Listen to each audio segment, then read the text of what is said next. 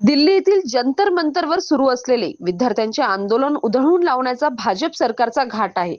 जे विद्यार्थी आपल्या देशाचे भवितव्य घडवणार आहे त्यांच्यावर अमानुष लाठी हल्ला करण्यात आला.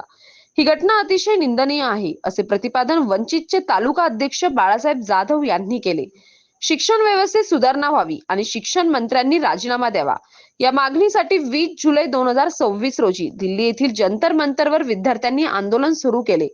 आंदोलनादरम्यान गोंधळ होऊन विद्यार्थ्यांवर अमानुष लाठी हल्ला करण्यात आला.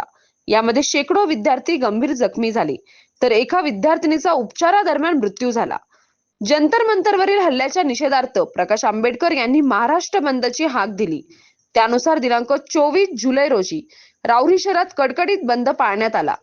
तर वंचित बहुजन आघाडीच्या वतीने शहरातून मोटरसायकल रॅली काढून सदर घटनेचा निषेध व्यक्त करण्यात आला. तसेच शहरातील शनी चौक येथे निषेध सभा घेण्यात आली.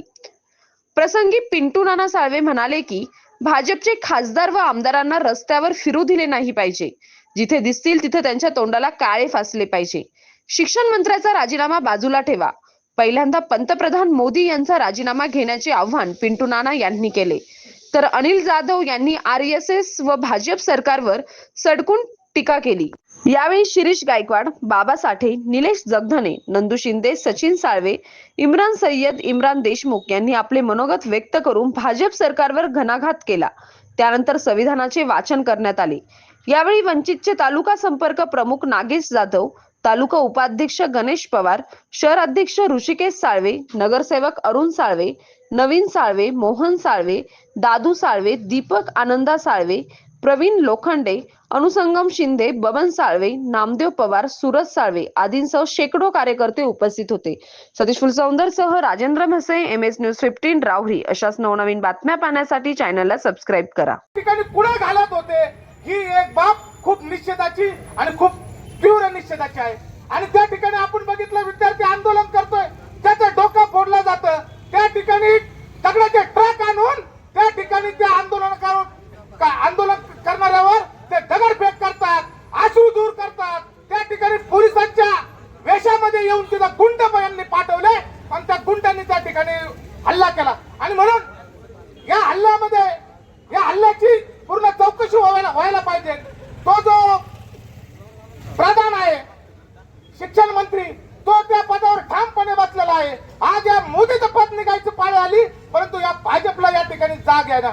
आणि तुम्हाला सांगतो या ठिकाणी दुसरा नेपाळ झाल्याशिवाय राहणार नाही. त्याचं कारण असं, जर क्रांती करायची असेल तर बाबासाहेबांनी सांगितलं की जर तुम्हाला जर बंड करायचं असेल, तुम्हाला जर गुलामगिरी करायची असेल तर तो कोणी आंदोलन करणार नाही. पण या ठिकाणी आपण त्या मैदानावर त्या ठिकाणी जंतर मंतरला बघितलं. आमची 14 वर्षाची विद्यार्थिनी बहीण त्या ठिकाणी गेली आणि मोदीच्या विरोधात त्या ठिकाणी तिने घोषणा दिल्या. तिच्यावर दांड्या पडले, तिच्यावर दगड पडले.